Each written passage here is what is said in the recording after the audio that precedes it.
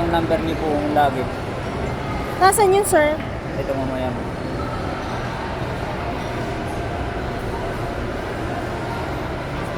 Ito.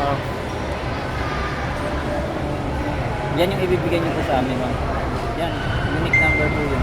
403584262. Sir, kapag ka, ano yan, ginagamit yan pag?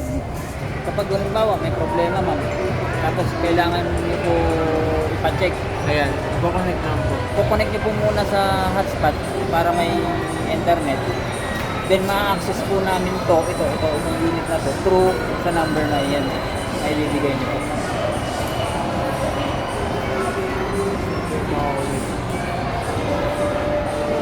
And po pwede nyo rin yan gawin sa inyo, ma'am. Kayo, ma'am, po pwede nyo po yung gawin. Hindi, sa phone nyo, ma'am, mag-install lang po kayo ng ganyan. Kunyari, gusto nyo po silipin. I-connect lang ako. I-control nyo po ito. Pwede po. App, Kahit nasa mag-ano ako ng app na AnyDesk. Apo, Opo, ma'am. ma'am. Free lang Mag-i-install naman ako. sa App Store. Tapos yung number lang. Opo, ma'am. Yan yung number na yan. Sampo niyan, connect po ako dun sa server po namin. Ayan. Parang ganyan po yung lalabas yan. Tapos ma-remove ko na po yung yung PC ng ibang PC. Ma-re-remove yung? Mare-remote. Mare-remote. Opo. Ayan, ma'am, makita. Ayan, o. Tingnan mo. Ibang PC yan. Nag-remote siya. Gamit po ito. Kabaliktaran naman. Kunyari, ikaw po yun. Kunyari, nasa phone mo ito.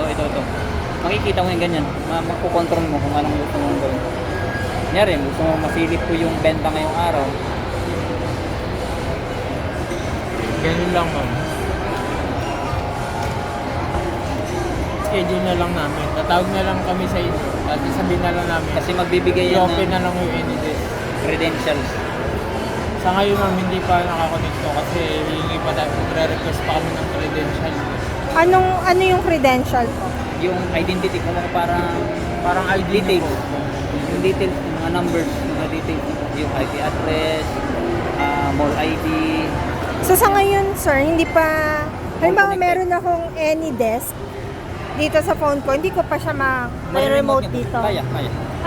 Hindi kailangan yung mga credentials. Hindi po. Para saan lang po yung Yung credentials? credentials is yung para sa, ano po yun, ma'am? Kumbaga, sa mall connection, para ma-connect yung ito sa mall connection sa admin, and para mag-submit po ito ng automatic sales papunta sa central office ng Robinson na requirement po siya ng POS, sa lahat ng POS, para maging compliant po siya dun sa requirement ng Robinson na dapat connected yung POS sa kanila sa dito. Bali yun, sir, yung credentials na yun, mare-remote din nila to? Hindi, ma'am. Mare-remote lang po ito.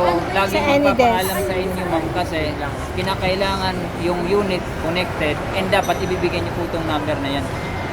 So yung mga credentials, sir, automatic lang na makakapag-report.